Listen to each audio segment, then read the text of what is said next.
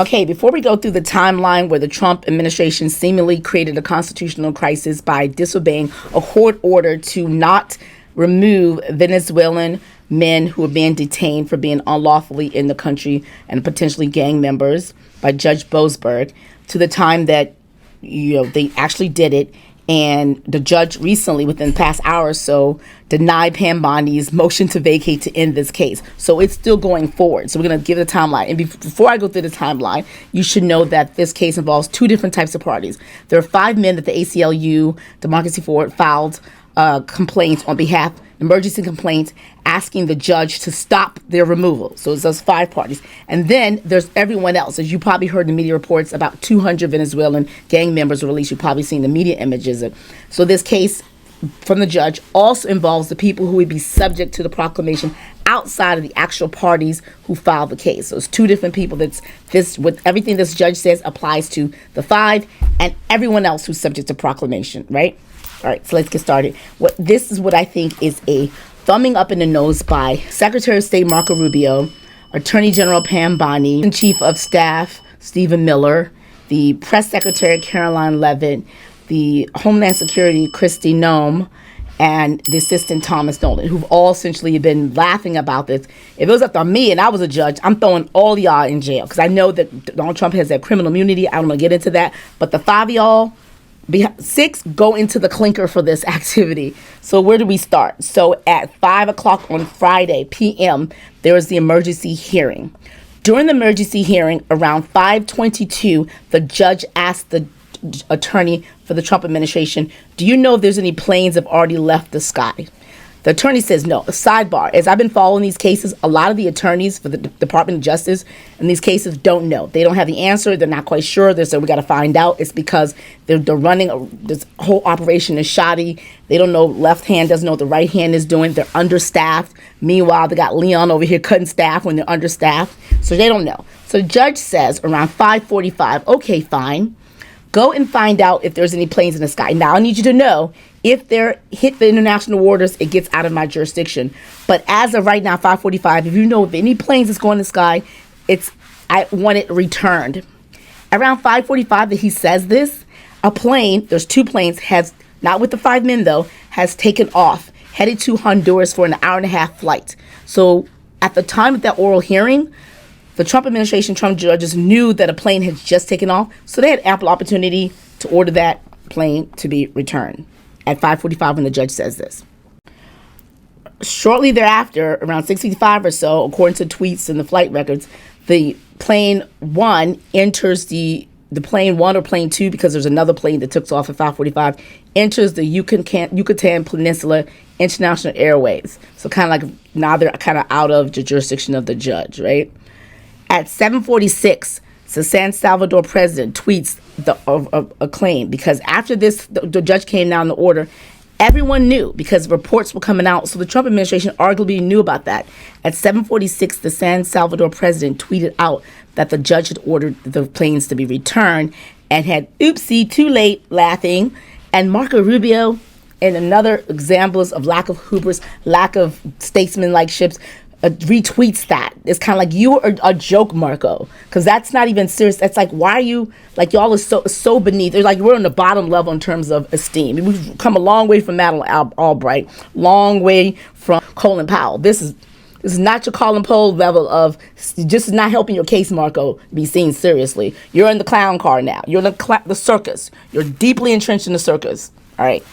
So he retweets that. And at 8 o'clock, the second plane lands. Pam Bondi runs to the court and says, oh, by the way, your order was at 7:46 p.m. And by then the planes had already taken off. They were way in international waters. They'd almost landed. So, that was too late.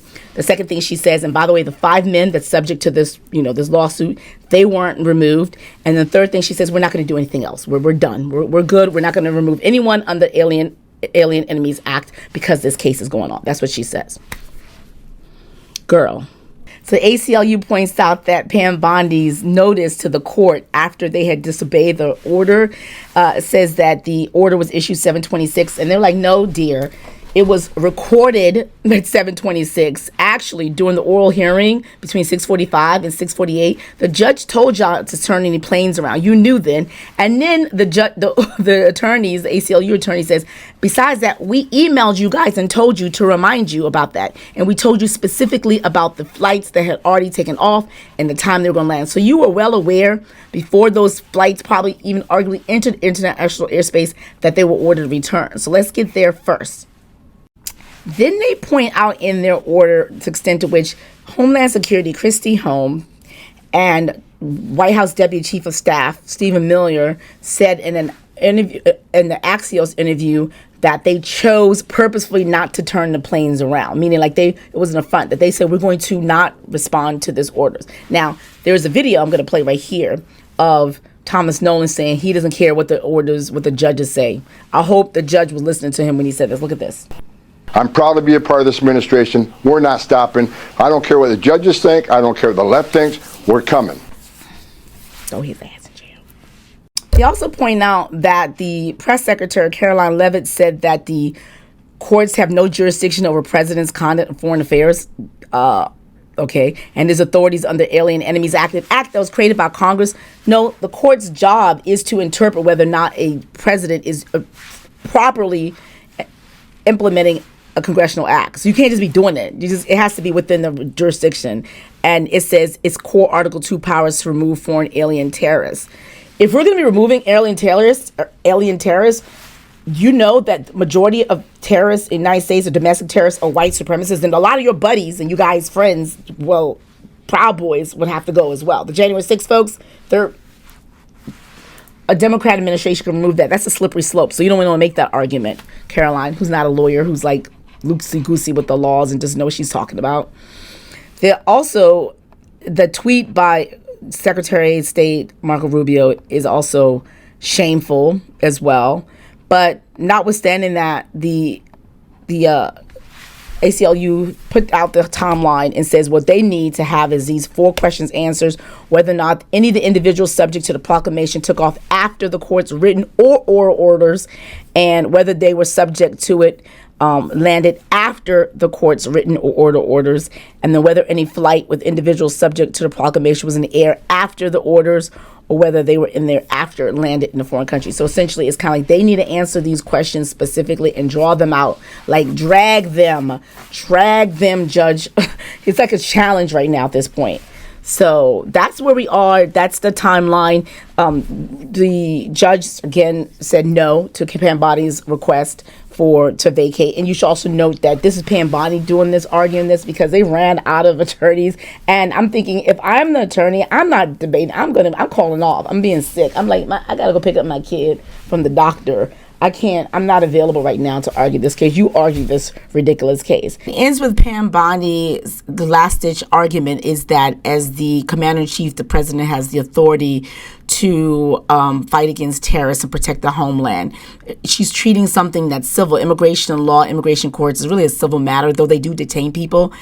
There is a civil process for removals. It's not necessarily a criminal thing. To overstay your visa to be in the United States unauthorized is a paperwork crime. It's not something that requires criminal processes. So she's wrong with that.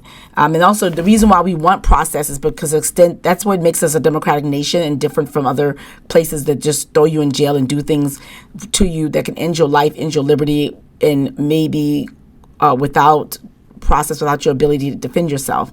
So that's what we just want in civil society. We want to maintain a civil society. Donald Trump is a criminal felon, sexual abuse adjudicated, stole from her charities, stole top secret documents, incited insurrection, tried to find votes, but nonetheless, a bunch of people in America decided we're going to vote for that person instead of the stable black woman who most likely will not be running us through the chaos that we're running through right now, the hellhole that we have right now. So that's what we like. We like a restoration of civil society. During the hearing, the judge said, rather than just say, I'm going to just disobey the law and whatever, you should have instead ordered the planes back and then appeal the order, ask for modification. He was incredulous. He was really upset. He did not issue any contempt orders immediately, because I would have thrown them all in jail. Instead, he said he's giving them until noon Tuesday to detail what happened. And one of the judges was like, we're not at liberty to say. It's kind of like they're treating it a national security issue when it's not.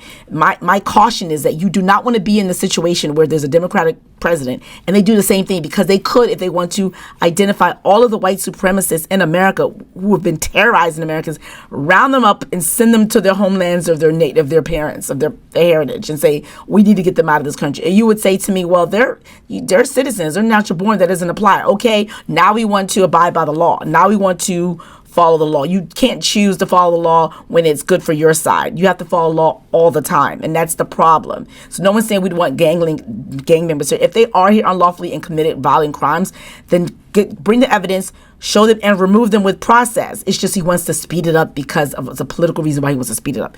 And this the same speeding up thing is why they fired a bunch of probationary workers who were great for the country, who are great for doing their job excellent, because it was easy, and they just want to say, we just want to cut, and without following the process, without being careful and meticulous and scalpel, because they're just reckless and just sloppy and just a mess and just don't care, and they're lawless. This is a band. It's just administration of just chaos. History is not going to look good upon these people. And in history, within the time that you and I live in, God save us a long life, we're going to see them describe this Trump era, this MAGA era, in ways that's not too kind. And all the people that prop them up are going to be saying, I'm sorry, tail between their legs, dipping and putting their heads down and trying to look away and say they were just following orders. That's what's going to happen within the next 5 years or so. So keep it up if you want to. Anyway, follow this playlist less if you want to see more of this.